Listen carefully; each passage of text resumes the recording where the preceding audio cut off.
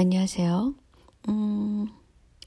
127번에 제가 나 혼자 산다 그 프로그램이 무려 약 6년 동안 계속 프로그램 그 시청률이 2배로 늘어난 결과 그 한국에 그 혼인을 하겠다는 사람의 숫자가 줄어들고 또 출산율도 줄어드는데 크게 기여를 했다라고 제가 말을 했죠.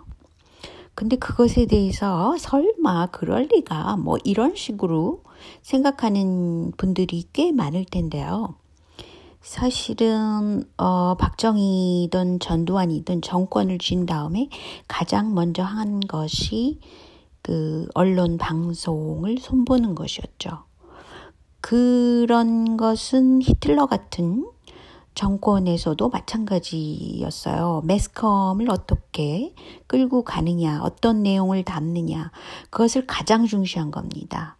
그러니까 정치와 매스컴은 같이 가는 거예요. 그렇다면 뭐 민주라는 민주적인 정치권에서 매스컴이 하는 일은 과연 무엇일까? 그냥 내버려뒀더니 그거는 민주사회이기 때문에 모든 것이 자유롭고 뭐 굉장히 자발성을 가지고 있다라고만 막연하게 생각할 수 있어요. 그런데 실제로 보면은 자유방임 속에서 일어나는 그 겉으로는 드러나지 않는 그런 방송 내용에 대해서 상당히 그 일반인들이 자각을 하지 못할 때 더 큰 문제가 있다는 것이죠. 제가 말하고 싶은 점은. 그래서 어떤 방송이든 그것의 효과는 반드시 그 사회에 있는 것입니다. 때문에 미국에서도 미국 민주당이 중점적으로 쥐고 있는 것이 헐리우드, 또 그런 연예인들이라고 할 수 있어요. 연예인들을 끼고 그 사람들이 대중적으로 알려졌다는 것 하나만을 가지고 그 사람들의 입을 통해서 정치를 하는 경향이 있는 것이 미국 민주당이거든요. 그거는 이제 일반적인 얘기를 제가 한 것이고요. 제가 지금 말하고 싶은 것은 뭐냐면요. 몇 가지 사실이 있어요. 아주 중요한 사실이죠. 얼마 전이었어요. 2019년 2월 27일, 며칠 안 됐죠. 황교안이 이낙연을 누르고 차기 대권 주자로 1위가 된 거예요. 황교안이. 그거를 누가 여론조사를 해서 발표했냐면 데일리 안이라는 그 신문이었어요. 그러면서 유승민도 상당히 띄워주고 있어요. 근데 이것이 사실일까 아닐까라는 문제가 있겠죠? 그래서 데일리 안이 도대체 어떤 신문인지 그 경향을 봐야 된다는 거죠.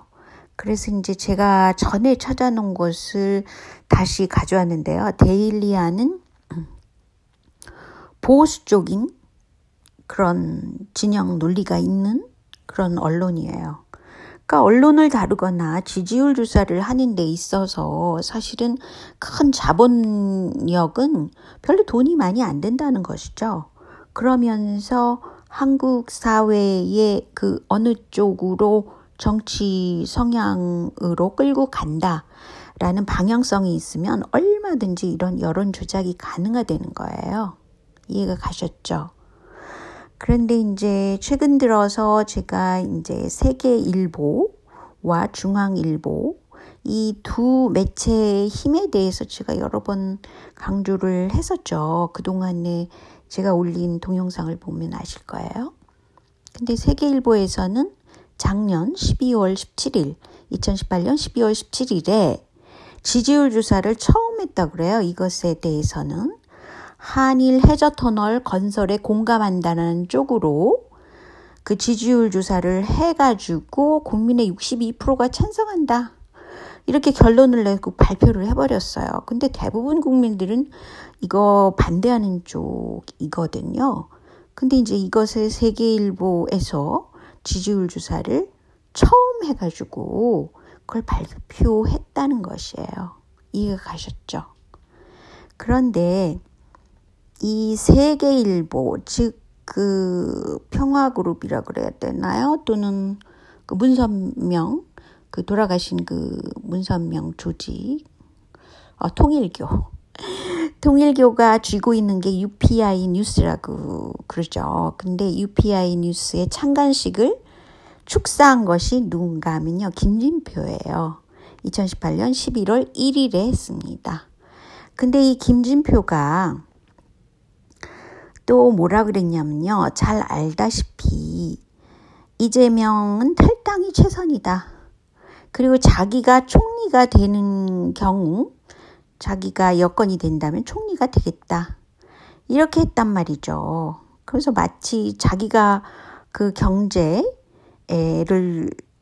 운영을 하면 대단한 발전이 있을 것처럼 이렇게 얘기를 했는데, 그러니까 올해 개각에서 이낙연 총리가 바뀔 경우 유력한 차기 총리 후보 중에 하나가 김진표라는 거예요. 좀 웃기죠. 뭐 그동안에 몰라서 경제 운영을 그렇게 못한 건 아니잖아요.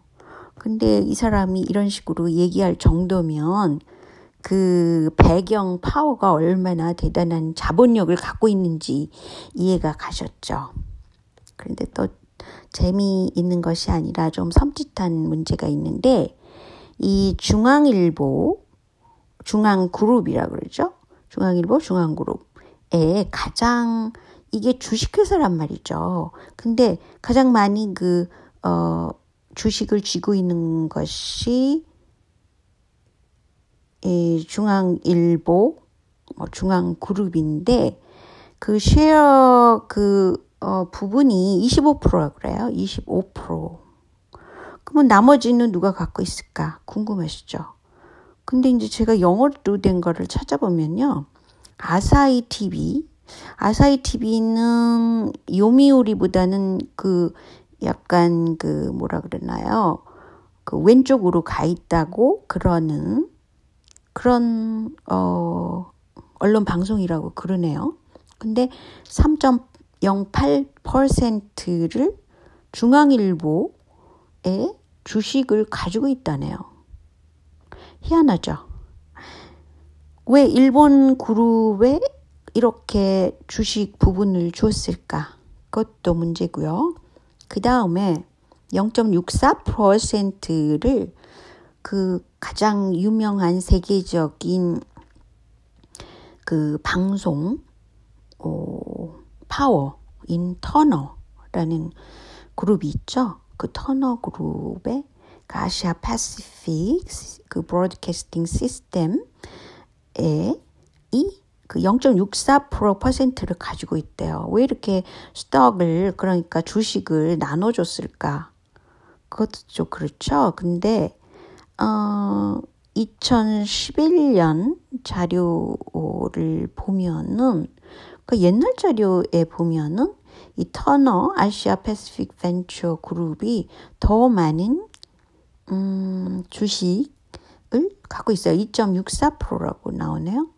근데 이 자료상에는 아무튼 약간의 차이가 있지만 알고 있어야 되는 것이, 이 팍스 스포츠 같은 것을 JTBC 3이라는 것이 또 갖고 있으니까, 그 미국의 보수 쪽이라고 말을 해지는 팍스 스포츠 같은 경우도 그 중앙 매스컴이 서로 연관관계가 있다는 것이죠. 근데 더 중요한 것은 조선일보 있죠. 조선일보는 그 주식 시장에서 중요하게 여겨지는 월스트리트 저널이라는 것과 특별히 그걸 뭐라 그러죠? 서로 그 기사를 주고받는 그런 특별한 관계를 맺고 있어요. 근데 주식시장의 핵심은 그동안 군산업체라든가 제약회사 업체라든가 그런 산업이 그 주식 동향에 굉장히 중심이 됐었다는 것이죠. 근데 특이하게도 그 하노이 회담이 있었을 무렵에 미국 주식시장을 이렇게 보면은 좀 주가가 떨어져 있었어요. 꽤 많이. 그래서 저는 이상하다. 만약에 북한을 개방하는 쪽으로 간다면 주식시장이 굉장히 올랐을 텐데 왜 저렇게 떨어져 있을까라고 제가 궁금해 여겼던 그런 순간이 있었거든요. 그러니까 그걸 보면서 저는 하노이 회담이 잘 안 될 것 같다라고 그냥 직감적으로 느꼈던 순간이 있었어요. 그러니까 어쨌든 제가 말하고 싶은 거는 언론 방송도 서로 주식을 점유하는 것에 의해서 서로 지금 현재 어떤 공유되는 점이 있다는 것이죠. 어쨌든 삼성바이오에 대한 관심은 완전히 언론 방송에서 사라져 있죠. 그 수조 원에 달하는 그 핵심 문제, 회계 부정, 이게 사라진 것입니다. 그러니까 한국이 또 한반도가 얼마나 그 자본 투자력에 의해서 굉장히 많이 그 왔다 갔다 하고 있는지를 알 수가 있죠. 어쨌든 제가 생각나서 지금 한국지로 이렇게 올리는데 가장 중요한 것은 현재 한국에서 방송되는 프로그램을 내용을 보면은 가장 적게 돈을 들이고 가장 많이 그 효과를 보는 시청률 효과를 보는 거는 그냥 뭐 알려져 있지 않은 사람들과 알려진 사람들을 거기 그냥 불러들어서 토크쇼를 한다든지 무슨 뭐 스포츠도 아니면서 무슨 연예 게임 같은 거 하잖아요. 그러면 서로 윈윈 하잖아요. 그 사람들이. 왜냐하면 연예인들은 광고를 나가지 않을까. 뭐 이래갖고 그런 데 출연하고 또 그 제작진들은 별로 돈을 많이 안 들이고 굉장히 돈을 벌 수 있잖아요.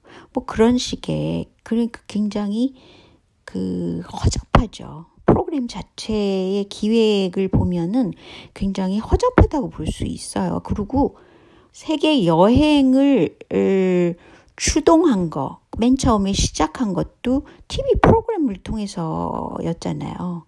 그리고 만약에 포도주 같은 것도 많이 수입을 해서 먹기 시작한 것도 사실은 일본 만화를 통해서 시작했다 그러지만 그 한국의 방송 프로그램에서도 굉장히 많이 다뤘던 적이 있습니다. 이것처럼 지금 현재 일반 사람들이 잘 이해하지 못하는 것이 바로 이 점이에요.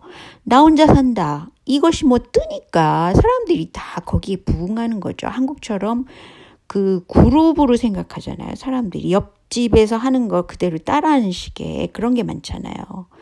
그러니까 방송에서 하면 다 그거를 해야 하는 것처럼 무의식적으로 여긴다는 거죠.